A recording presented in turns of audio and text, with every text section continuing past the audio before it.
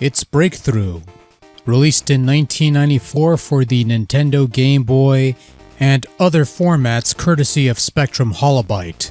One of a couple games to bear on its cover the grinning mug of one Alexei Pajitnov, the fine individual who created the communist mind game Tetris. A quick glance at the cover, you see his face, you see his name, you might assume he had a hand in making this game. You know, another Russian mind trap to corrupt the youths of the world. But no, he's just there to endorse the game and had nothing to do with its actual development. Breakthru is a tile-based puzzle game where the goal is to clear the board of tiles before time runs out. You do this by clicking on batches of matching tiles to remove them from the board. Meanwhile, every so often, more tiles will drop onto the pile, as well as other special bits, with special properties if you click on them. Missiles that can clear whatever direction it's facing. Bombs that explode when they hit each other or the ground. Spidery things that sidestep any falling tiles to another column, and so on and so forth. If you run out of time, you lose a life, and if you lose all your lives, the game is over. You have a number of options to tweak a difficulty setting, the amount of time you have per round, and choosing to enable or disable audio bits.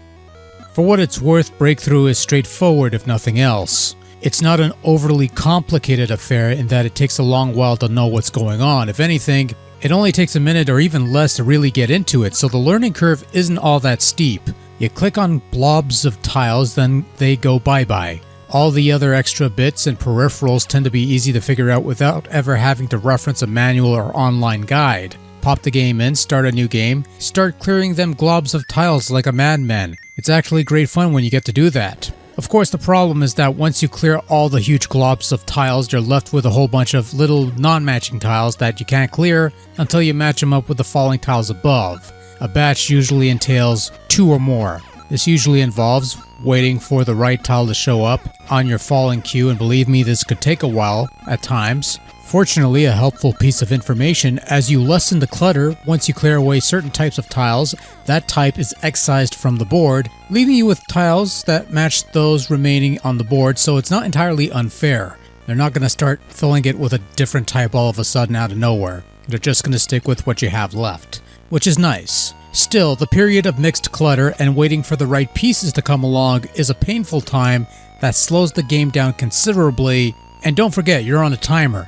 It's adjustable in the options so you could have longer rounds and afford the wait, but something like this occurring during shorter sessions, a 3-minute session or a 5-minute session even, can end your game quickly through no fault of your own because you're just not getting the pieces. Controlling Breakthru is functional enough for what you needed to do. Moving the cursor around with the D-pad, quick yet manageable. Clicking on the tiles with the A button to clear them, and the B button in conjunction with the D-pad or A button enables quick access to various functions. Shifting the positioning of the tiles on the board from the left side to the right side, which is a useful little trick. Bringing up a grid to help you out visually, a visual aid so to speak, and other tidbits here and there. Generally speaking, controls work fine if not a bit clunky, and unlike the Super Nintendo or home computer versions, there's no mouse support to provide more precise control. You'll have to make do with the D-pad whether you like it or not, and to be fair, it's not all that bad. The general layout of Breakthru is fairly straightforward, with the playfield taking up most of the on-screen real estate of the Game Boy's screen, and the HUD being compressed to the side, including the 2 visual buttons you can move the cursor to on-screen to enable tile shifting and visual grids. Without color, the tiles are given little designs to distinguish them, and sometimes the design changes between levels.